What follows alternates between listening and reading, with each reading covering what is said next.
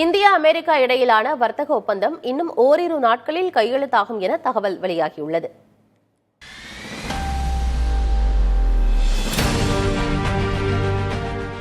India America இடையே இடைக்கால வர்த்தக ஒப்பந்தத்தை இறுதி செய்ய கடந்த சில வாரங்களாக இருதரப்புக்கும் தீவிர பேச்சுவார்த்தைகள் நடைபெற்றன. அமெரிக்காவின் விளைபொருட்கள், பால் பொருட்களை விற்கும் வகையில் இந்தியா தனது சந்தையை திறந்துவிட வேண்டும் என அமெரிக்க குழு வலியுறுத்தியதாக கூறப்படுகிறது. குறிப்பாக தங்கள் நாட்டின் அரிசி, கோதுமை, மக்காச்சோளம் போன்ற விளைபொருட்களுக்கும் பால் பொருட்களுக்கும் இந்தியா இறக்குமதி வரியை குறைக்க அமெரிக்க தரப்பு வற்புறுத்தியதாக கூறப்படுகிறது. ஆனால் இதனால் உள்நாட்டில் கோடிக்கணக்கான விவசாயிகள், கால்நடை வளர்ப்போர் பாதிக்கப்படுவர் என கூறி இந்தியா இதற்கு மறுப்பு தெரிவித்ததாக கூறப்படுகிறது. ஒட்டுமொத்த பேச்சுவார்த்தையிலும் இது தேக்க நிலையை ஏற்படுத்தியதாகவும் செய்திகள் வெளியாகின.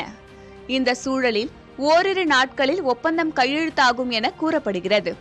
இந்த ஒப்பந்தத்தில் எதுபோன்ற அம்சங்கள் இருக்கும், இந்தியாவுக்கு சாதகமாக இருக்குமா, பாதகமாகி விடுமா என்று பெரும் எதிர்பார்ப்புகள் எழுந்துள்ளன.